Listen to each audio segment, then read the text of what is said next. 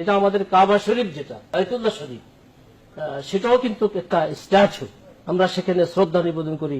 তারপরে শয়তানকে যে আমরা পাথর নিক্ষেপ করি, সেখানে কিন্তু শয়তান থাকে না, আমরা সেখানে আমরা ঘৃণা প্রদর্শন করি।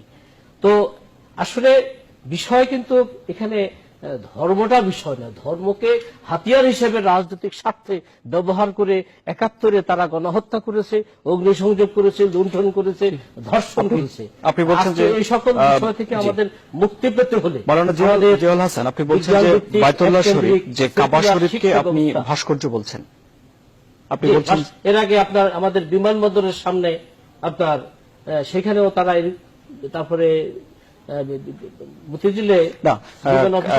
বায়তুল্লাহ শরীফ, কাবা শরীফ তো একটি ঘর, আপনি ঘরটিকে তারা আপনার ফেনীতে শহীদ মিনার ভেঙে। আমার প্রশ্নটি আপনার কাছে, আপনি বলছেন যে বায়তুল্লাহ শরীফ বা কাবা শরীফ হলো একটি ভাস্কর্য, কিন্তু এটা তো একটি ঘর, আপনি এটিকে কেন ভাস্কর্য বলছেন? আপনি বলছেন যে বায়তুল্লাহ শরীফ বা কাবা শরীফ একটি স্ট্যাচু, একটি ভাস্কর্য, এটি তো একটি ঘর। এখানে কি হয়, হাজরে আসওয়াদ থেকে, এই যে হাজরে আসাদে আমরা চুবো গাই, আমি 14 সালে হজে গিয়েছি। আসলে যেগুলো মানুষকে সত্য এবং ন্যায়ের পথে অনুপ্রাণিত করে, আজকে আমাদের 7 জন বীর শ্রেষ্ঠের 7টা স্ট্যাচু আছে, আমরা সেখানে শ্রদ্ধা নিবেদন করি।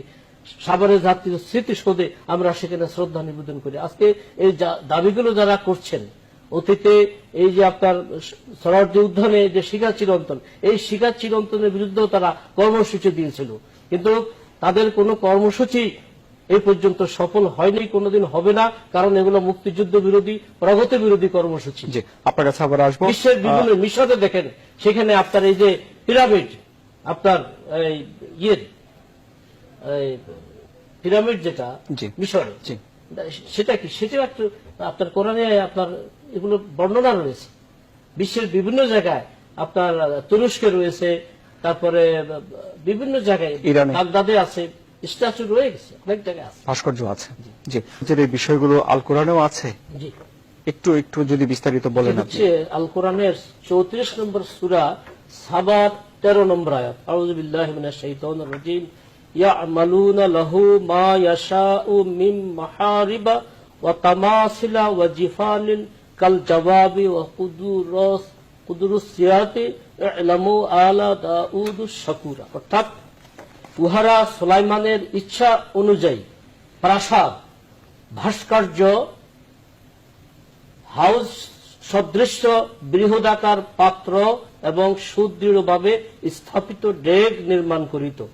আমি বলিয়াছিলাম, হে দাউদ পরিবার, কৃতজ্ঞতার সঙ্গে তোমরা কাজ করিতে থাকো, আমার বান্দাদের মধ্যে অল্পই কৃতজ্ঞ।